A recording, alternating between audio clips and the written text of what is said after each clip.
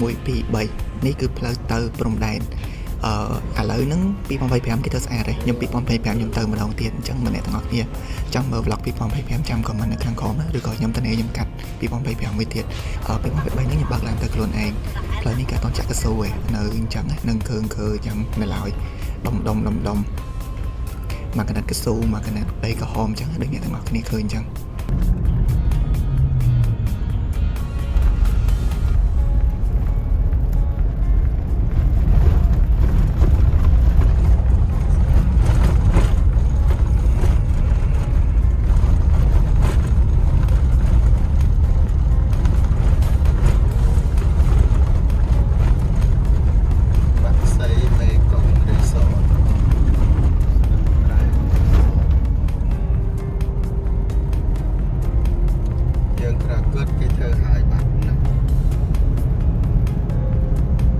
នៅតាមផ្លូវដែលអ្នកទាំងអស់គ្នាកំពុងឃើញហ្នឹងណាស្ដាំដៃហ្នឹងគឺជាព្រំដែនឡាវនិយាយទៅព្រៃខាងស្ដាំហ្នឹងគឺឡាវព្រៃខាងឆ្វេងហ្នឹងគឺកម្ពុជាយើងហើយផ្លូវយើងកំពុងជិះហ្នឹងនៅក្នុងទឹកដីកម្ពុជានេះចង្ការជើងនេះគឺនៅក្នុងទឹកដីខ្មែរហើយនៅខាងស្ដាំយើងហ្នឹងគឺទឹកដីឡាវ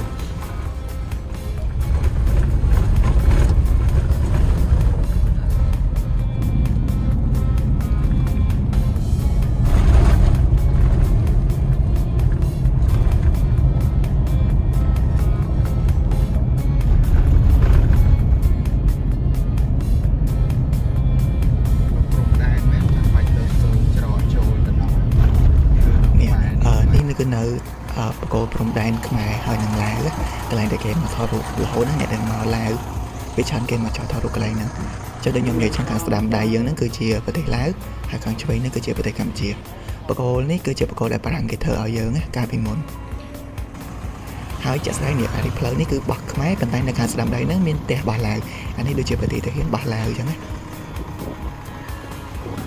អរេកុំនេះ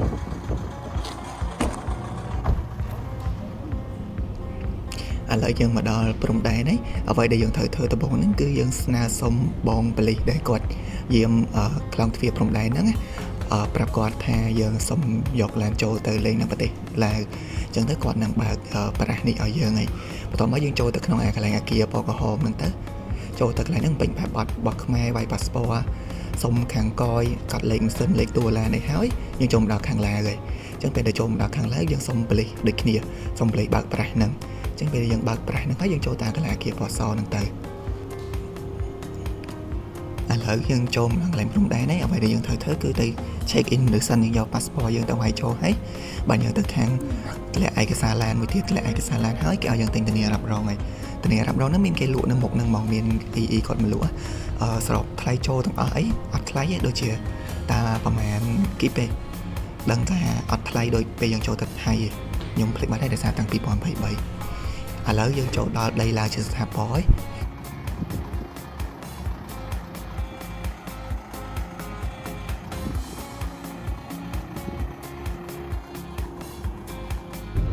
ឥឡូវយើងមកដល់ក្រុងចម្ប៉ាសាក់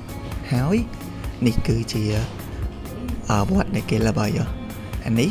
មាត់ទន្លេនេះខ្ញុំជិះតាមប្រឡាយមាត់ទន្លេមេគង្គណាអាកន្លែងដែលខ្ញុំកំពុងថតហ្នឹងឥឡូវហ្នឹងគេធ្វើរួចហើយគេមានសួនគេមានផ្លូវបេតុងផ្លូវអីចឹងណា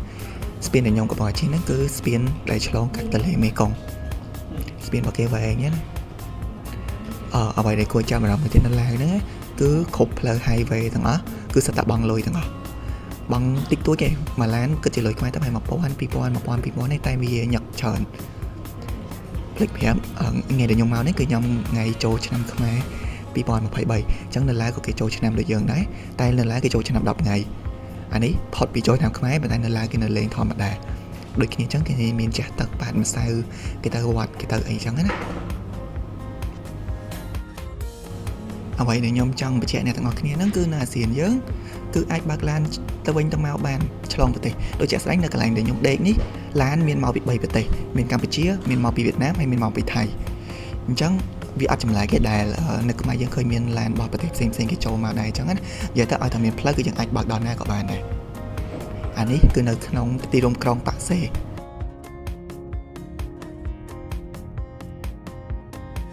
នៅស្រុកឡាវគេសបអគិសនីណានៅតាមផ្លូវជាតិផ្លូវអីទាំងអស់គឺសុទ្ធតែមានបកគោអគិសនីទាំងអស់ ស្តាមេហ្គាវ៉ាត់ធំទាំងអស់ផ្លូវ highway នេះមិនមែនជិះ free ណាគឺសិតតែបង់លុយគ្រាន់តែថាបង់ថោក 1000 2000 ដូចខ្ញុំនិយាយមុនហ្នឹងអញ្ចឹង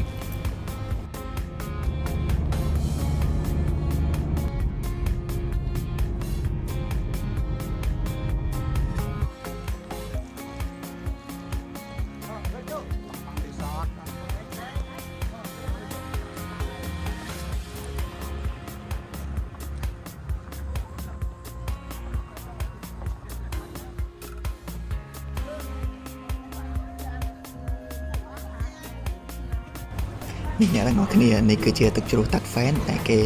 ល្បីថាជាទឹកជ្រោះខ្ពស់មួយហើយមានទេសភាពស្អាតនៅកន្លែងហ្នឹងគេមានជីខ្សែរ៉កដែរណាគិតជាលុយដុល្លារម្នាក់ប្រហែលជាខ្ទង់30ទៅ35ដុល្លារអញ្ចឹងទៅតាមហាងឆេងលុយ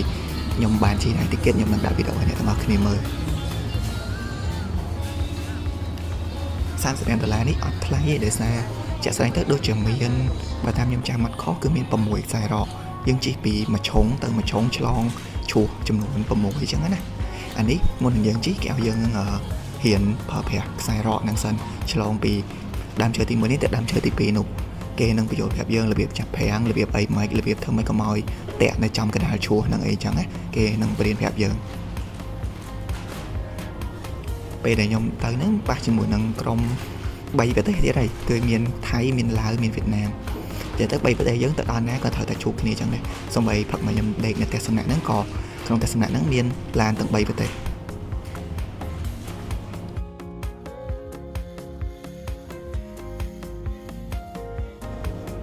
តោះការជិះមែនតែនចាប់ផ្ដើមហើយចាំមើលទាំងអស់គ្នាអានេះគ្នាពួកគាត់នឹងដាក់ខ្សែរ៉កហើយគាត់ជិះទៅមុនមួយបន្ទាប់មកគ្នាយើងទៅតាមក្រោយតទៅទៀតសម្រាប់អ្នកដែលមកម្នាក់ឯងហើយចង់មានឲ្យគេថតរូបឲ្យបងកាយដែលនាំយើងជិះខ្សែរ៉កហ្នឹងគាត់នឹងជួយថតឲ្យគាត់នឹងជិះខ្សែទន្ទឹមមួយយើងហើយគាត់ថតវីដេអូឲ្យយើង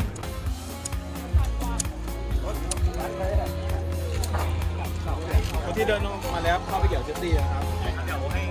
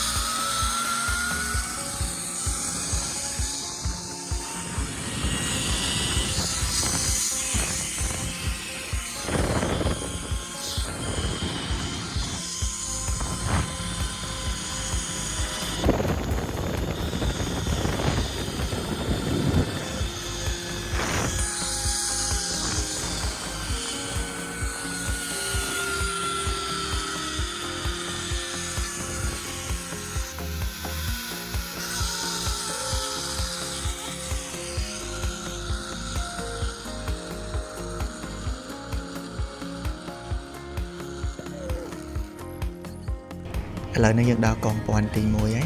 នៅវែងទៀតឥឡូវជើងចាប់ផ្ដើមញ័រហើយមិនថាតែយើងមានជិះខ្សែរ៉កឯណាសូម្បីតែដើរនោះក៏យើងដើរនៅលើមែកឈើដើរនៅលើខ្សែកាបដែលគេដាក់ឲ្យយើងនឹងដែរពីមួយកន្លែងទៅមួយកន្លែងនេះសិតតែស្ងើបទាំងអស់អញ្ចឹងបើចំពោះអ្នកដែលខ្លាចខ្ពស់អីអត់រីកមិនទេពោជ្រោះមិញបងក៏ខ្ពស់ហើយអាផ្លូវដើរទៅមួយកន្លែងទៀតហ្នឹងសិតតែសាហាវ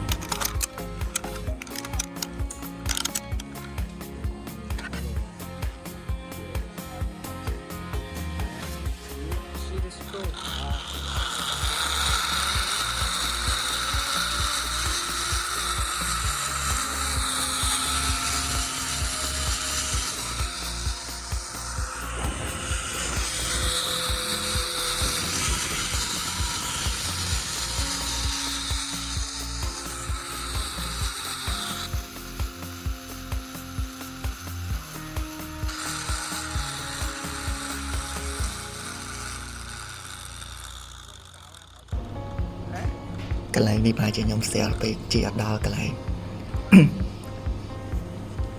អានេះកន្លែងដែលខ្ញុំនិយាយថាស្ងើបខ្លាំងជាងបំផុតហ្នឹងគឺដើរលើខ្សែពួរមួយហ្នឹងប៉ុន្តែមិនជាដើរខ្លួនទៅទេយើងមានតពួកសុវត្ថិភាព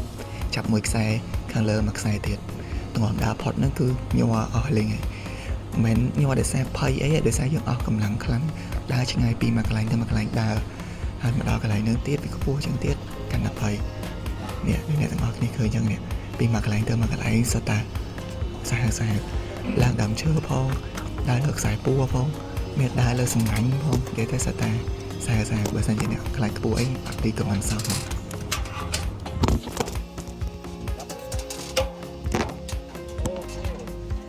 ออกไปก่อนไม่ใช่สุดท้าย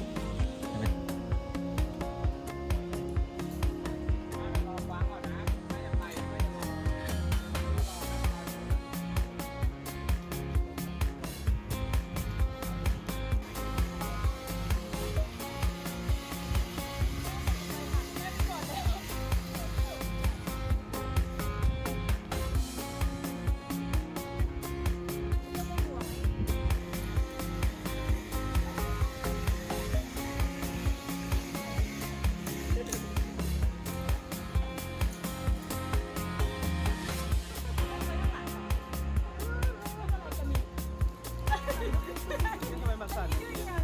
ดูพอเราอยู่ที่นี่มันสั่นก็หรอไม่ถึง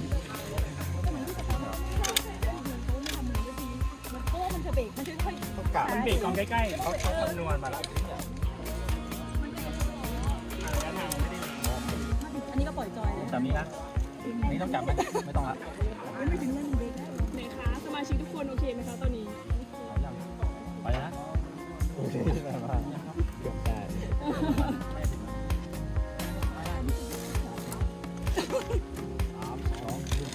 ตอนอยู่ตรงน้ำตกนั้นคิดอะไรอยู่บ้าง อันนี้ก่อนเหรออันนี้ไม่ไปหรอ ใครก่อนเซ็กซี่วะ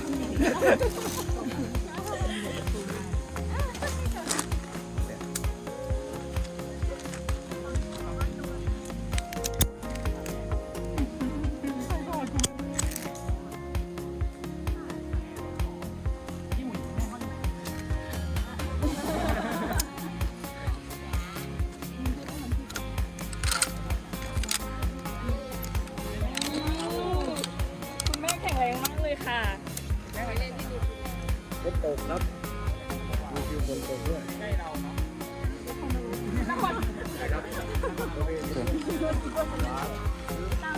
บ้าน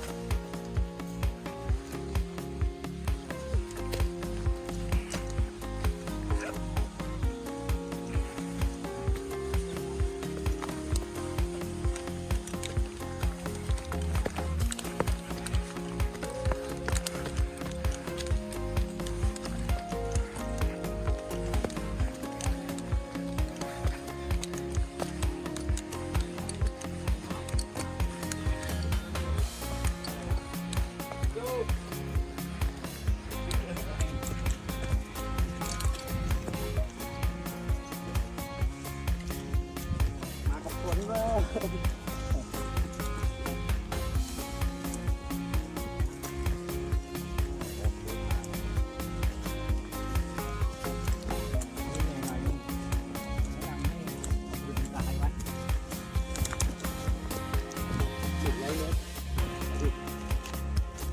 บางคนไหลเลยเนี่ยเดินเนี้ย โอ้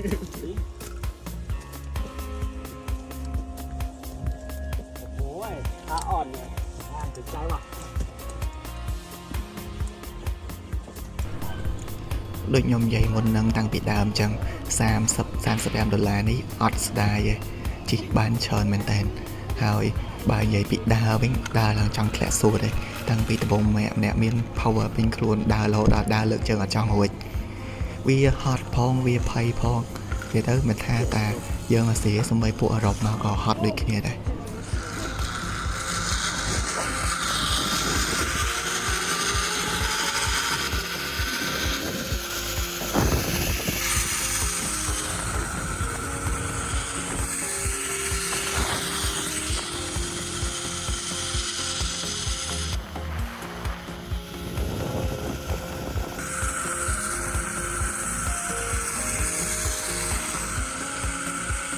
activity ដែលមាននៅទឹកឈ្មោះតាត់ហ្វេនហ្នឹងគឺចាប់ធំហ្នឹងឥឡូវយើងបន្តមកទៅ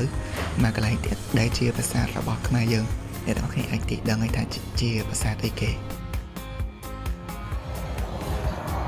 ដល់មុខអូតាយើងទៅអានោះ friendship mall ទៀតបើចាំមកឆ្លងកន្លែងតែយើងអត់បានមើលទេសម្រាប់ខ្ញុំ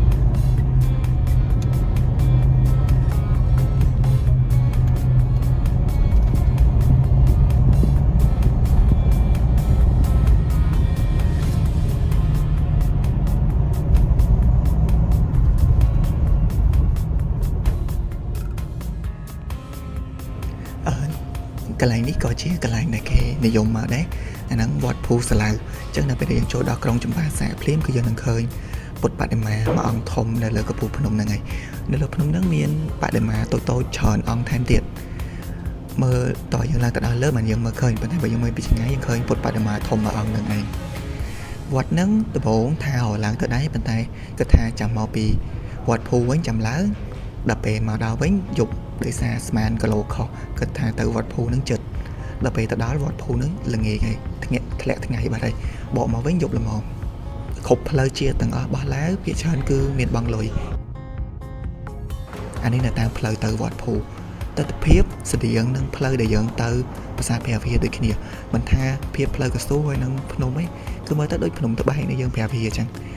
ហើយអាហ្នឹងក៏ជាបែរជាលក្ខណៈពិសេសមួយដែលក្សត្រខ្មែរយើងក៏ជ្រើសរើសទីតាំងនេះដើម្បីសាងសង់ប្រាសាទភ្នំ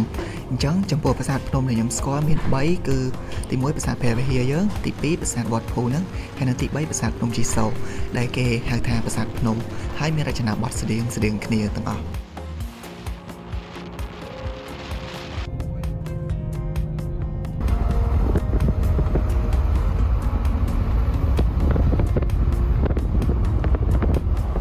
ខែចូលឆ្នាំដើមឡើយគឺជាខែដែលអត់មានភ្លៀងទេអញ្ចឹងទេសភាពគឺក្តៅហួតហើយតែមានមួយកន្លែង resort នេះសូវឡើងខៀវខ្ចីចឹងមក